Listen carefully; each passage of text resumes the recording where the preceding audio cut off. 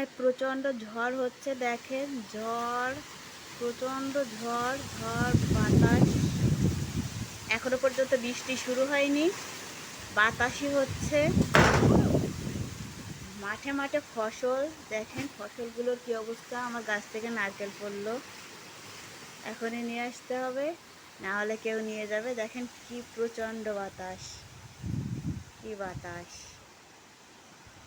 অবস্থা। ঝড় হচ্ছে একেবারে, জানি সব ডাঙা ভাঙে চুরে নিয়ে যাচ্ছে। প্রচণ্ড বাতাস হচ্ছে।